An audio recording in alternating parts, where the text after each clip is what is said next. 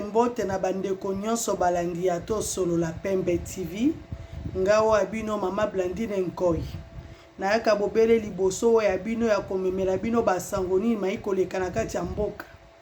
Yambo etenga na bino to solo la to ebaka na kosenga nzako ma merci. Ye iko batela biso butu na moya iko lala te. Mabe iko sala maebele na kati ya mboka libana mboka bisika kidi ba iko vanda kana tina mboka o ya biso bakata katango mike bakata bapanza menza komana bolingo na ye na mawana ye aiko sala ke mboka na biso ezalaka lolenge ezali malgré ba Judas ba ina kati ba iko teka mboka mais Nzambe alobi akotika biso te akobunda pe na tina na biso yango biso pe tokovanda pe kimia te tokoya bobele liboso na bino ya komemela ka bino basango bandeko yanga yambo to banda to ana sango ya mawa ndenge bomona kilobi to tshela kibino moko ya biso ya Kongo mani comédien monene penza na kombo ya Jennifer ya sili na kotika biso lobi na mikilo ya poto eloko biso na toso la Pembe TV tozoloba epesi pasi pe mawa koyoka lolenge bandeko baikolela pe maikoloba na tina na ye mutawachanga na mulanga azate na lobaki wana abla bla misa papi game ya fa isoko tiki nzela wana to okufa eleki des ans te bino to benga ngai maxi côté la misa te ya fa ya répondre yo chana se papi game ya fa ya kufite ya fa ya kufite na check na se ya fa ya kufi voilà ya fa ya tiki bana misatu na poto sa mukanda siko na kwa ya fa ba komani voilà na kwa ya fa ba komani nini ya fa ya zana yo mama zana sécurité sociale ya fa ya zana sécurité sociale ya fa azana matriculation to benga identité awate muta osoto ba kokunda en vrac l'état pesi moi libulu ba boke vite fait ba pesa bato yo bazanga adresse ya fa ya artiste loko la poto humilié ye loko la brina humilié ye na otanga mbona kombo na ye oui loko la sameli ebongo poto mo boyebi histoire ya fai boyebi vi na ndenge ni etamboli tiekei un grand actrice akufi humilié pona likamba mukanda na kacha mboko ya poto na sengi mama Denise na sengi président Fachi loko la to honoré na poto te bozong ça a été bienvenu na Kinshasa voilà 15 ya fai na kisi 15 ya pamba voilà ya fai ya sala kabisa na McDo ya fai ya sala kabisa na McDo na zolo ba bosunga biso boniko yokate tokoma ba femme de chambre na poto tokoma ba échafaudé biso ba artiste mboka biso ba artiste mboka toza ibini na ba profecti toza ibini na mabala pardon ibini na babali toza ibini na basi pour ressources zate passe na passe suka na ngomoko na biso yona selini okay voilà bosunga ya zonga zonga bana na eba mona voilà bajangali bakunda e famille na mama na yazali bana na mikolo bazali toto senga baba faji mama Denise azali milliard boy norata ya fai pardon de toutes les façons Mathilde elle a tout dit pour ça dans le gouvernement congolais donc tant que un artiste CP na moko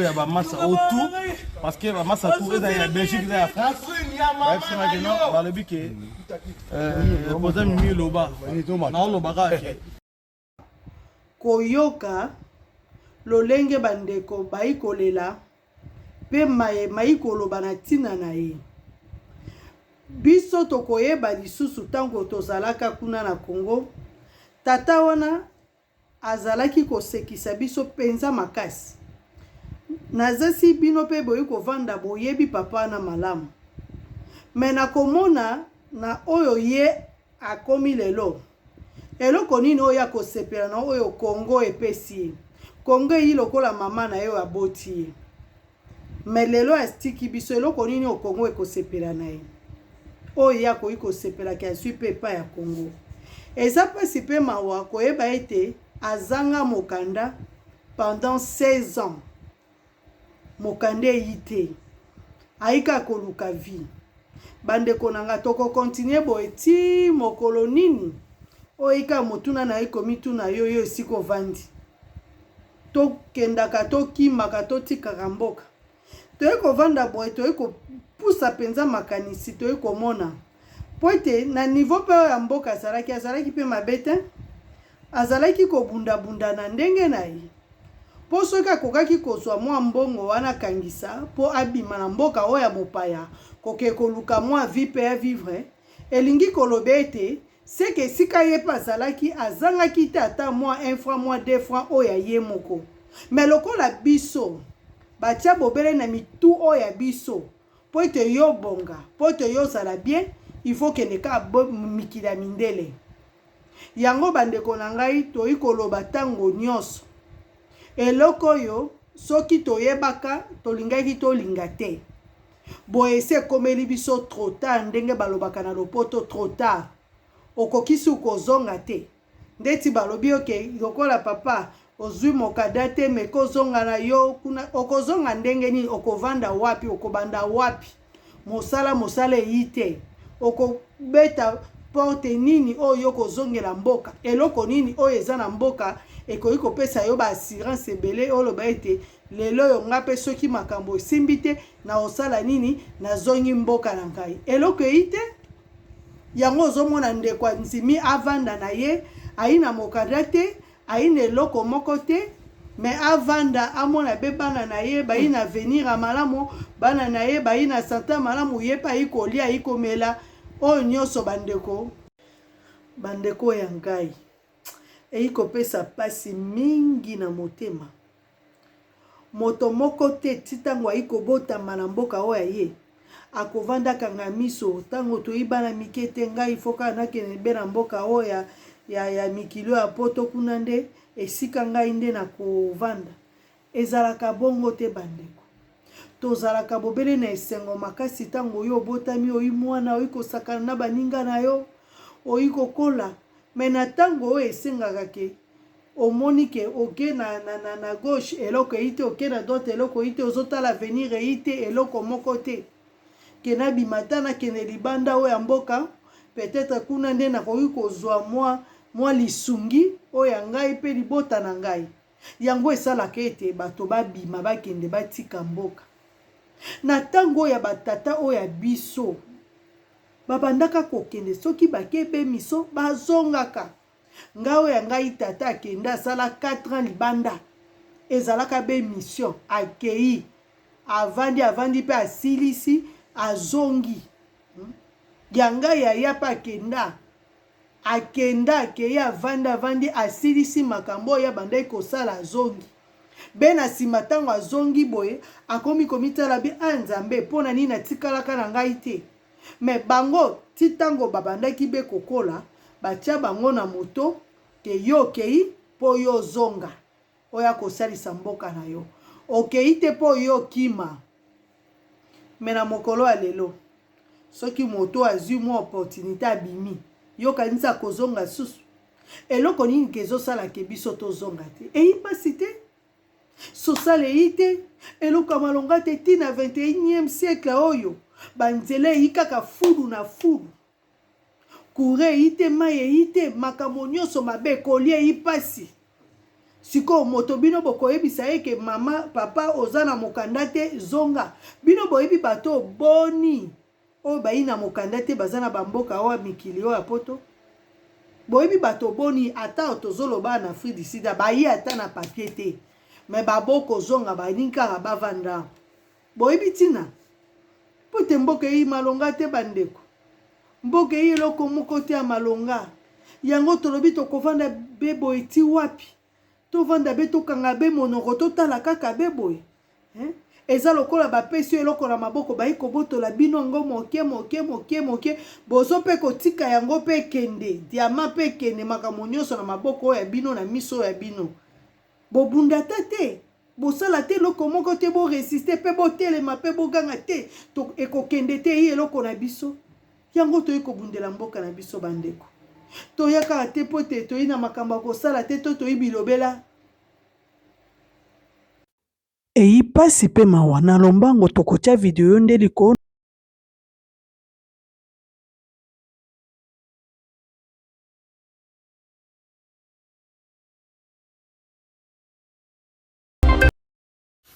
En tout cas, la situation ici à l'Est est un peu compliquée. J'étais en train de conduire aujourd'hui et d'un coup, j'ai aperçu une maman qui tombait, qui s'effondrait au milieu de la route. Et une autre maman qui observait. Je me suis aussi rapproché pour voir de quoi il s'agissait. J'ai vu c'est une maman réfugiée qui est tombée avec l'enfant au dos.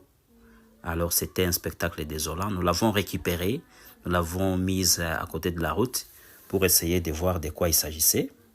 Et après, j'ai essayé de la consulter un peu parce que je suis aussi infirmier. Mais je me suis rendu compte qu'elle avait l'hypoglycémie. Elle était très affamée et ça faisait probablement beaucoup de jours qu'elle n'a pas mangé. Mais j'ai dit, OK, on essaie de la réanimer, question de lui redonner de la force. Et après, je sais qu'elle va nous raconter. Voilà, la maman est venue là-bas et trop vite, on a amené du pain. Et moi, je suis parti acheter du lait. On a amené du sucre pour essayer de la réanimer. Et voilà, cette maman, je ne connais même pas son nom. Elle est venue, elle a commencé à m'aider. Elle m'a aidé à lui donner du lait. On forçait vraiment pour qu'elle avale même. Ce n'était pas facile. On a forcé pour qu'elle avale. C'est une maman réfugiée qui meurt de faim dans les camps. Vraiment, la situation est très, très compliquée ici. On est en train de lui donner du lait et l'enfant a récupéré les pains. Donc, la maman est tombée avec son enfant au dos. Voilà. Elle commence à retrouver un peu la force. Après à peu près 45 minutes, elle a commencé à retrouver la force. Et c'est là qu'elle pouvait maintenant nous raconter l'histoire, comment les choses se sont passées. Voilà. Il y a d'autres amis qui amènent de l'eau pour essayer de réanimer même l'enfant aussi. Parce que la maman était fatiguée. Elle a fait un long trajet avec l'enfant au dos. Et alors, elle n'a pas tenu parce qu'elle était très affamée et épuisée. Voilà. On l'a réussi quand même à la réanimer. Et après, j'ai commencé à l'interviewer pour essayer de comprendre de quoi il s'agissait. Elle m'a dit que ça faisait 4 jours qu'elle n'a pas mangé. Elle est venue à Goma essayer de chercher là où elle peut les suivre pour qu'on lui paie un peu d'argent afin qu'elle trouve à manger. Malheureusement, elle n'a pas eu où elle peut travailler. Alors, elle était vraiment fatiguée. Elle est tombée comme ça et elle ne s'est même pas rendu compte. Alors, après ça, on l'avait déjà réanimée. On a acheté quelques nourritures dans son sac là à côté, comme vous la voyez. Et après, nous avons pris la décision de la ramener chez elle. Alors, je suis en train de la conscientiser là-bas pour voir si elle sera capable de prendre une moto. Et elle a dit, je n'ai pas de force. On a encore attendu quelques minutes. Et elle est en train de récupérer parce qu'avec l'hypoglycémie, lorsqu'on donne un peu de sucre, elle récupère vite. Voilà la maman, on a compté l'argent. Une affaire c'était quelque chose qu'elle peut manger même pendant une semaine. On a collecté $40. D'autres gens qui passaient, nous les avons sensibilisés. Ils ont aussi donné et nous avons aussi donné. Nous avons réuni ces montants et voilà, nous sommes en train maintenant de prendre une moto. On la met sur moto, on a payé pour que ces motards l'amènent à Mugunga, pour qu'elle aille à Rosayo. Alors, c'était ça. Bandeko yanga bino moko bosina koyoka makambo tato ya biso asina koloba tosengi be merci papa ntakoma pambola yo akanisa yo na libota na yo penza pote motema oyo yinango ya kosalisa mingi balekaki batalaki be boyi ma yo telemi osungi nzamba bosa na yo te penza na oyo uti na kosala na lombango nyonso tokoleka tokotela bino susu mwa bilili ezali nde tokosolola tokotia mwa maluba likolo na yango.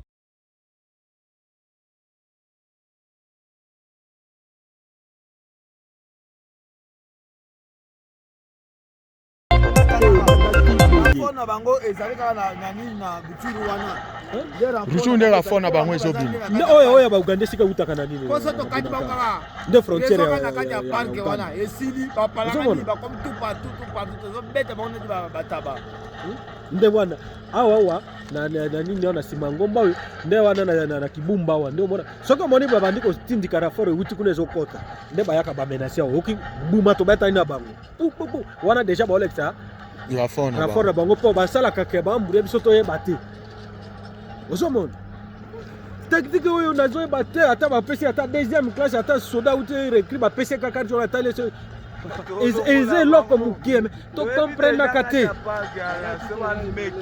48 heures ezebele mukulu wana bameki kaka wana tongo puto keya wana premier batato pa toke na bango tina 3 atene na nini na musko wana fo balongwa nde bakonzi oyo balongwa batie to ava boro yebana Tozo ba bobete biloko ti hotel, c'est le fait hotel. Mbalo mamba c'est le fait zate. Mamba c'est le fait zate. Ouais, ils ont préparé. Bachar les autres ils déjà les lots de c'est les kiluna. Son cortège soit bas 50 60 et quelques. 50 60 et quelques. L'armée c'est l'instrument de la politique. Nous nous comportons en fonction des instructions du politique.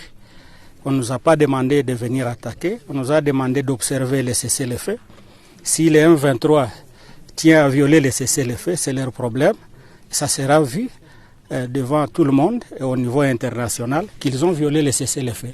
Mais nous, de notre côté, nous faisons notre travail en respectant les instructions de la hiérarchie.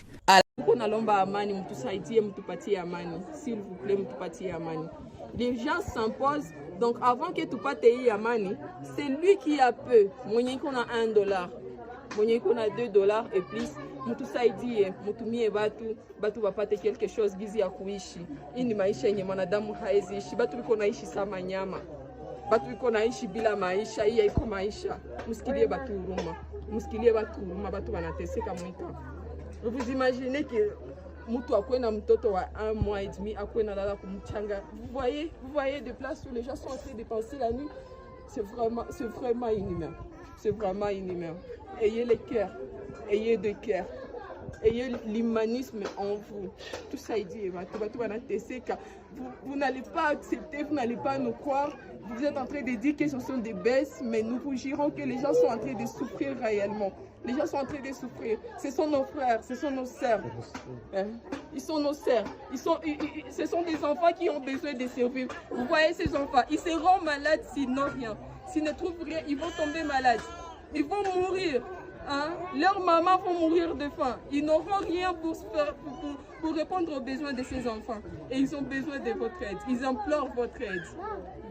Veuillez faire quelque chose, je vous supplie, au nom de cette nation, au nom de la nation congolaise, faites quelque chose. Au nom de la nation de l'Est, faites quelque chose, s'il vous plaît, aidez la nation, s'il vous plaît, ils ont besoin de vous. Tous ces gens que vous êtes en train de voir ici, toute la nation que vous êtes en train de voir ici, tous ces cas, c'est ça un complot. Il y a plus d'1 million de gens. Ils ont fui, ils ont quitté leur village, ils sont venus ici pour voir s'ils auront un peu la paix. Mais là où ils sont, je vous jure qu'il y a urgence. Il y a vraiment une grande urgence.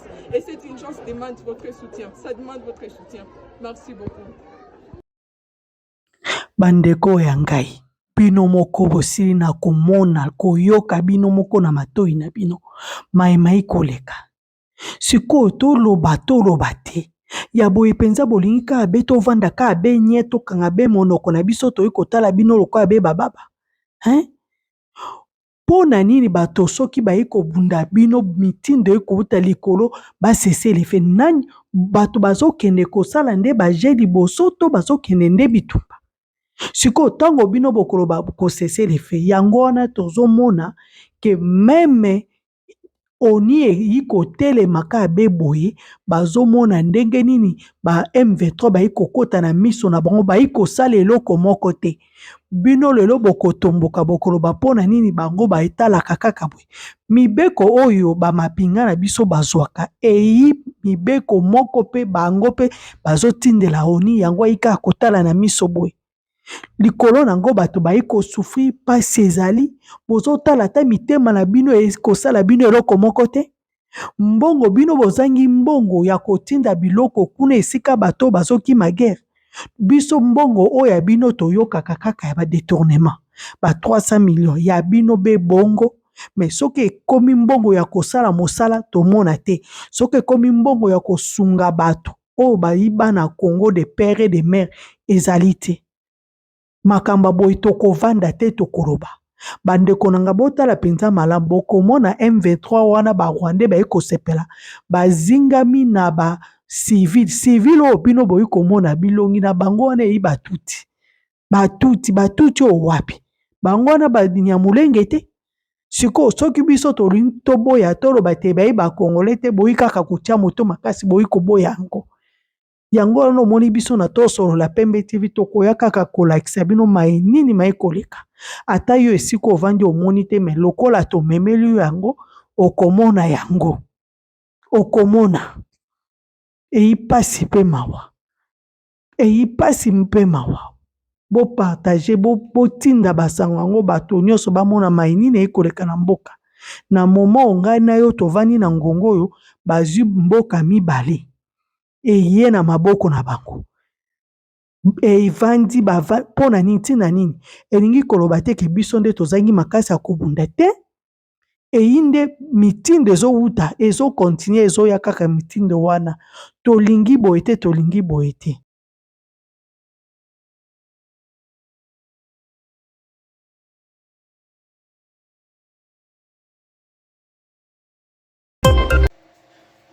Merci na bino nyonso bosi na kolanda biso tomonani beka na mbala nsima toyika kosenga bino bo aime bo like bo s'abonner bo partager po ete tolingi ete basango oyo etambola po ete ndeko mosi esika avandaki ayoka nini ekoleka na mboka soki bino boyi kopartager te elingi oloba ete boza na susi ya mboka te po tinda bato bayoka makambo nini ekoleka ekozala mpenza malamu mpona biso mpe ekopesa biso makasi tolukaka mpe basango kaka po toyelaka bebito botikala malamu nzakoma abatela bino tomonani kaka be na mbala nsima o baba yo.